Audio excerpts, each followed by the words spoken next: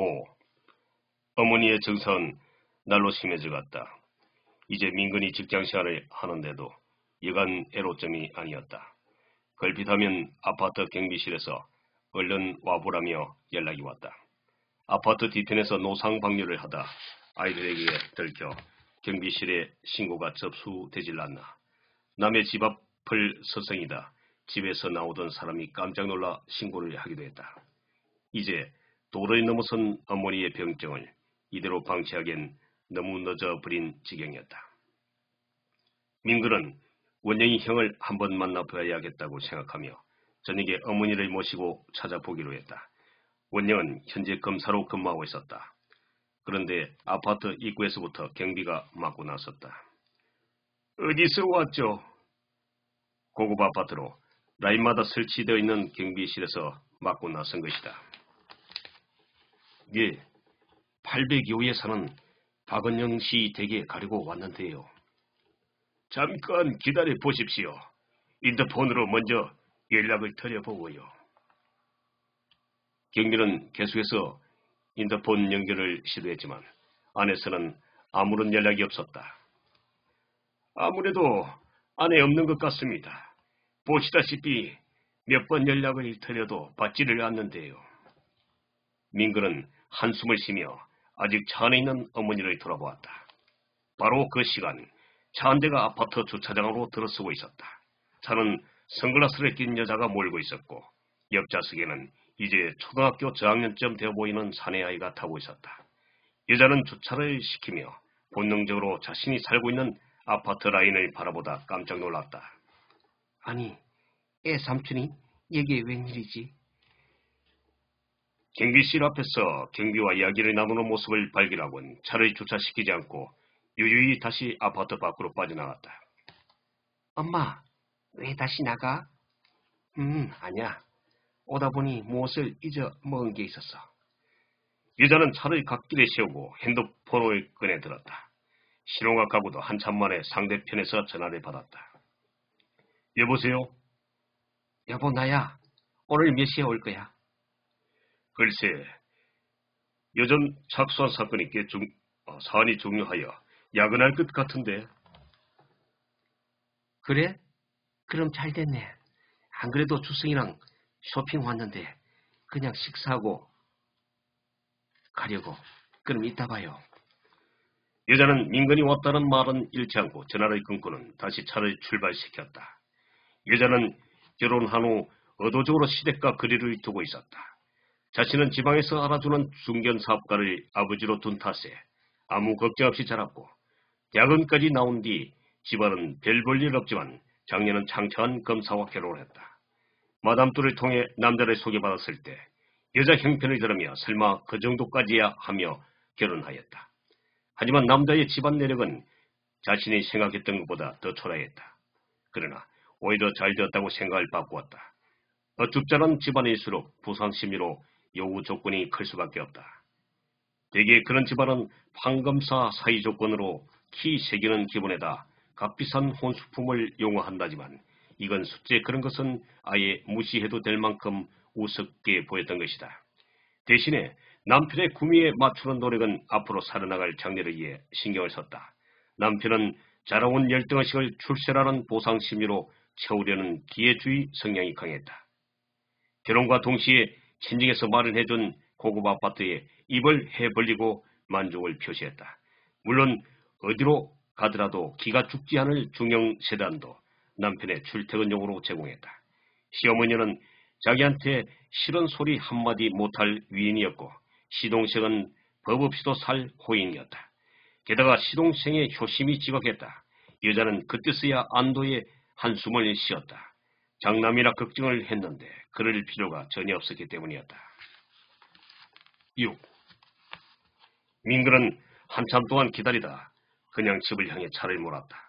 아무래도 일찍 돌아오지 않을 모양이었다. 형이 결혼을 한 후로 형집에 간 일은 손에 꼽을 정도였다. 이상하게 어색했고 불편했다. 어머니도 마찬가지인지 아직 부양받을 정도의 나이는 아니라며 같이 살기를 거부했다. 둘 다 똑같이 둘의 결혼을 반대하다 어쩔 수 없이 성낙한 때문인지도 몰랐다. 자연스레 어머니와는 민근의 밥도 챙겨줄 겸 같이 살게 되었다. 형집에 갔다 돌아오면서 허탕을 친 탓에 그러면 안 되는 줄 알면서도 어쩔 수 없이 미연이 생각이 났고, 이번에도 돌아오면서 민근은 그녀의 모습을 떠올렸다.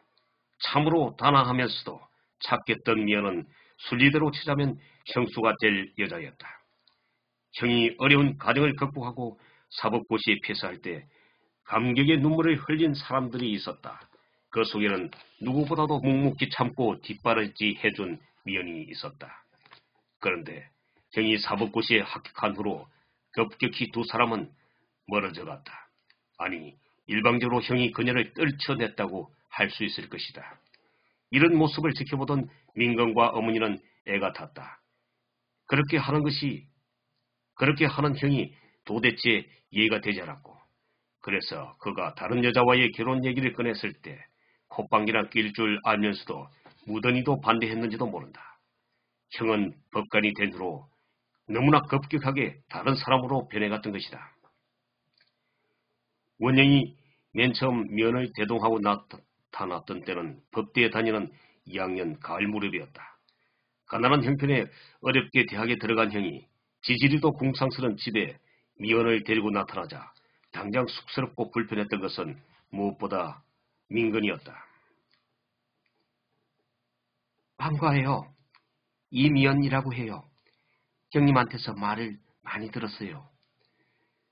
그녀가 민근의 쑥스러움과 불편은 아랑곳없다는 듯 밝게 자신을 소개했다. 그녀는 오자마자 부엌으로 나가 걸레를 빨아 청소부터 시작했다. 옆에 서 있던 원영은 말릴 생각도 없이 책상에 앉아 민근의 등을 괜찮아 하면서 툭툭 쳤다. 형, 너무 심한 거 아니야? 이제 막 찾아온 손님한테. 괜찮아. 미연인 그렇게 소심한 사람이 아니니 신경 쓰지 마. 그녀가 집에 온 지 채 10분도 지나지 않아 정말 집안은 마법에 걸린 것처럼 환해지기 시작했다. 세 사람은 방 안에 나란히 앉았다. 민근이 바라보니 그새 미연이 사과를 깎고 있었다. 집에 네가 있다고 하니 극구 사과를 사오겠다고 하대. 신경 쓰지 말고 얼른 먹어. 원영이 사과 한쪽을 포크로 집으며 민근에게 한쪽 눈으로 찡긋댔다. 동생분도 얼른 드세요. 네, 감사합니다. 그럼. 민근은 사과 한쪽을 집어들고는 미연을 바라보았다. 미연은 정말 구김살 하나 없는 표정으로 사과를 깎고 있었다. 마치 이곳이 자기 집인 것처럼 전혀 구애됨이 없었다. 누나도 이제 그만 깎고 들고 하세요. 민근이 깎기만 하고 아직 입에도 대지 않는 그녀에게 미안한 듯 말을 꺼냈다. 네, 요것 하나만 더 깎고요. 미연은 결국 하나 남은 사과를 마저 깎고 나서야 한 조각을 집어들었다. 미연의 구김살 없는 성격과 수수한 용모 탓에 민근도 어머니도 그녀에게 금방 정이 들었다. 미연은 그 후로도 수시로 집을 방문했다. 그녀는 형이 다니는 대학에 민근에 소재한 간호 전문대에 다니고 있었다. 민근은 그녀가 백의의 천사로 상징되는 간호사를 지망하고 있다는 사실에 좋았다. 늘씬하고도 상냥한 얼굴인 그녀가 간호복을 입고 환자를 돌보는 일을 상상만 해도 멋있을 것 같았다. 민근은 그녀를 대하면 대할수록 마음 한편에 작은 일령임이 일었다. 뭔가 설명할 수 없는 수줍고도 어색한 기분이 그의 마음을 헤집고 다녔다.